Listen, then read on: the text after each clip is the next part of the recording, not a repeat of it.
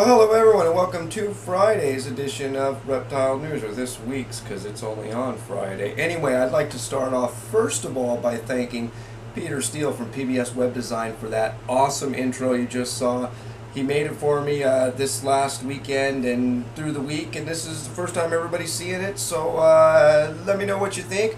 Thank Peter on Facebook, and yeah, moving on. We move on to a short story about smuggling. A man was arrested at the port of entry just south of San Diego, attempting to smuggle 115 oven-ready iguanas into America.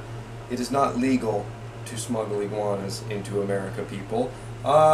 He was, like I said, arrested at the port of entry, and a judge sentenced him to 24 months in prison for smuggling. And now we move on to Brazil, where they estimate 38 million animals are poached from the wild each year out of Brazil, and they, according to their estimates, up to 90% of them die in transport. Now, mostly birds.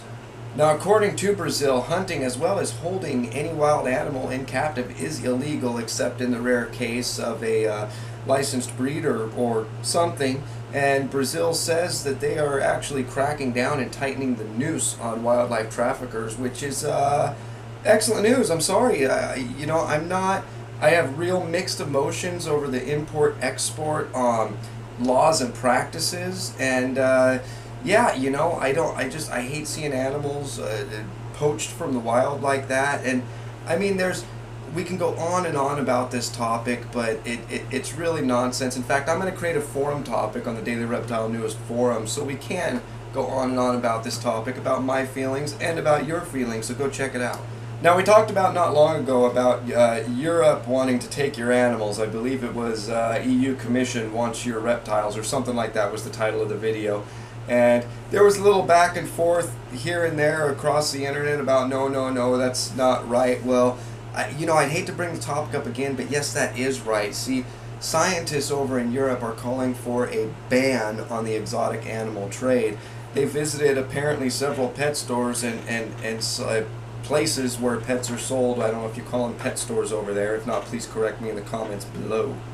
But according to them, during their visits to these pet stores, the vast majority of reptiles and amphibians were not being cared for properly, and bordering on abuse on these animals. Apparently they showed signs of extreme stress, and so that sounds to me like, if it's not the government, if it's not the scientists, I'm here telling you now, everybody over in Europe, somebody is after your animals. Be careful. Watch what you do, watch what you say, and get an early start on the fight. Take it from us in America. We lost our asses on this one. We're still fighting, but we lost our asses already. Don't be like us. And we're going to close off today with some awesome news. One of the rarest snakes in the nation, the pine snake, is being reintroduced into the wild. There's 3 males that were introduced into an area around Louisiana. Now, they originally were going to release 7, 4 females and 3 males, but they decided to keep the 4 females back as a breeding stock and release the 3 males. And one of the things apparently that they're interested in figuring out is how a captive start is going to affect these snakes out in the wild. Now, me personally, I think it's awesome conservation when things get reintroduced, especially a snake like this that's hurting so bad right now. But one question I keep asking myself is, why release 3 males and no females? I mean, am I missing something there? I hope I am. You tell me, and that's your question of the day.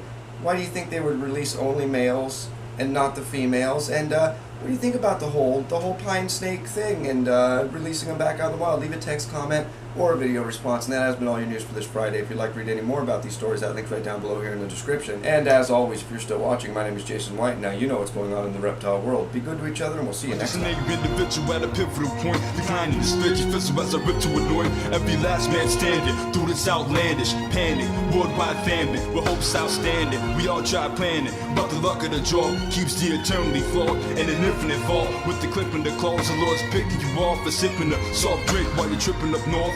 It all seems tragic, they all stay laughing like a curse with black magic or hurt with John Maddock, all play by play. I take it day by day and walk by faith to bury the hate with each step I take and breath I make. My spirit escape and left by faith in Christ. Damn. Where's my God-given soul? So I steadily flow and weather each road.